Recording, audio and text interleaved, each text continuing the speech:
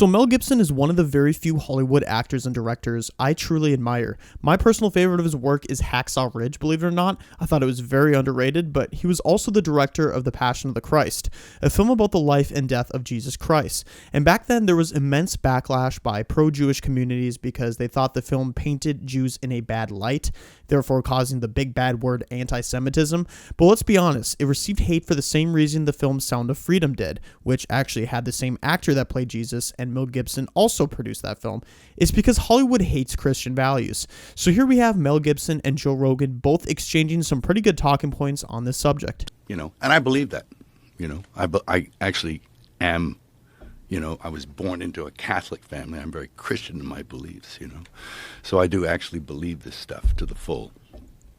So depicting that was an honor, but it was also, you got the daylights beat out of you for it. Yeah, because there's resistance, first of all, from secular Hollywood, where for whatever reason, Christianity is the one religion that you're allowed to disparage. Yeah, Christianity is the one religion where people, all these progressive, open-minded, leftist people, they'll embrace all these different religions until it comes to Christianity.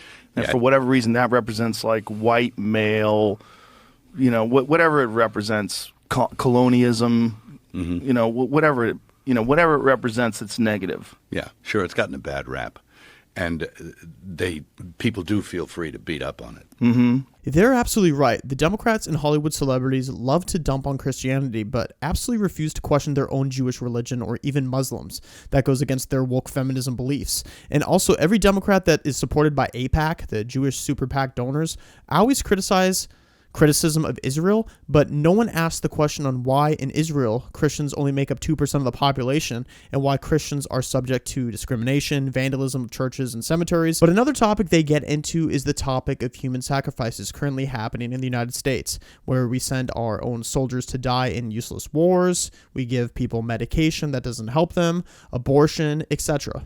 Blowgun, it's all like a series of these things, but I think basically what I was doing was trying to talk about our time now and the civilization that we live in and how close are we to collapse and what are the things that lead to collapse.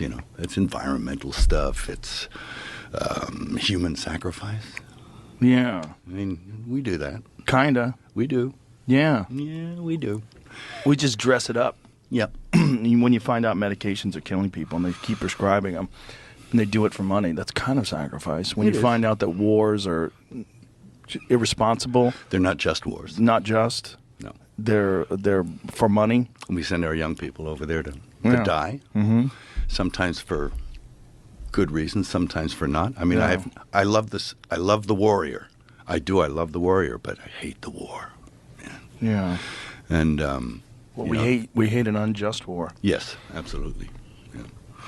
Yeah. Anyway, it's a mess, but the human sacrifice aspect is alive and well in our society, I think. It really is. It's just dressed up in a different way. Yeah. Mm-hmm. Yeah, rhetoric around it, but they've always been able to justify it. Like in Apocalypto, it was like, so the crops will be better. Hey, we'll just, Yeah, kill a few people. Yeah. I like how he discusses the idea of how close we are to a civilization collapse, and because we have a declining birth rate, we're trying to bring in these immigrants, whether illegally or legally, to replace us, even though a lot of the people don't have the same culture as us, or how China is using platforms like TikTok as a psychological weapon against us to promote anti-family values, or de-energize us with propaganda about climate change. A lot of it is linked together if you don't realize.